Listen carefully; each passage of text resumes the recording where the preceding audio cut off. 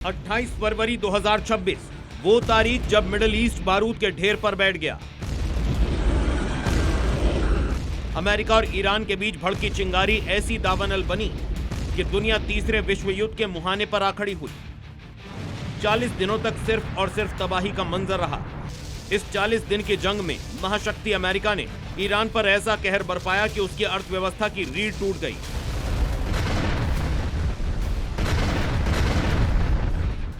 अमेरिकी बमों और मिसाइलों ने ईरान के सैन्य ठिकानों को नेस्तनाबूद कर दिया। ईरान की लाइफलाइन कहे जाने वाले तेल डिपो धू-धू कर जल उठे।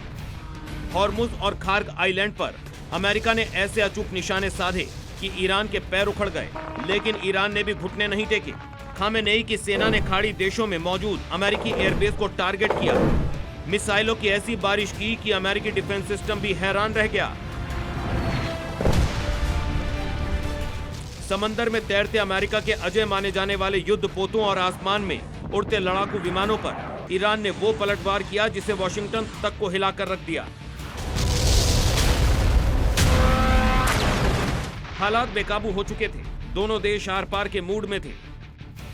तभी एंट्री होती है पाकिस्तान की, जिसने दोनों देशों को एक टेबल पर लाने की कमान संभाली और दुनिया के सामने ढिंढोरा पीटा कि उसने सीज फायर करवा दिया।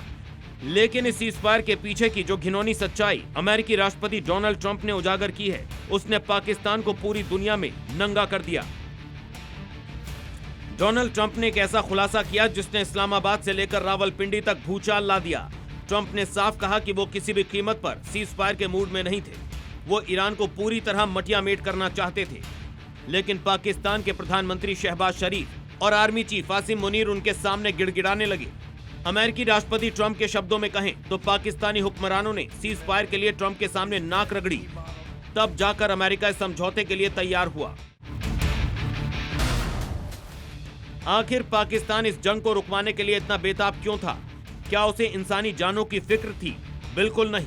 इतिहास गवाह है कि पाकिस्तान किसी का सगा नहीं है।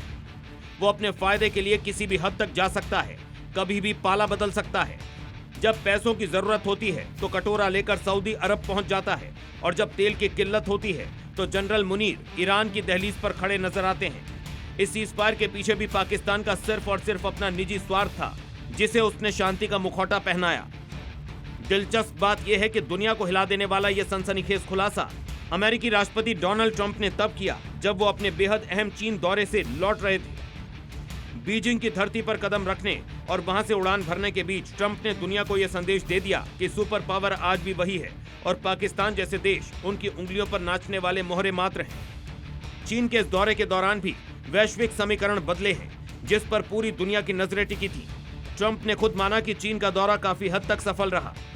यानी साफ है कि 40 दिन के इस विनाशकारी युद्ध का अंत भले ही सीज फायर से हो गया हो, लेकिन अभी भी हालात सुधरे नहीं हैं, क्योंकि ना ईरान मानने को तैयार है और ना ही अमेरिका। हालांकि ट्रंप के इस खुलासे ने पाकिस्तान के उस दोगले चेहरे को एक बार फिर बेनकाब कर दिया है, जो खुद को संकट मोचक दिखा रहा था। दुनिया जान चुकी है, जहां फायदा वहां पाकिस्तान। ब्यूरो रिपोर्ट, जी मीडिया।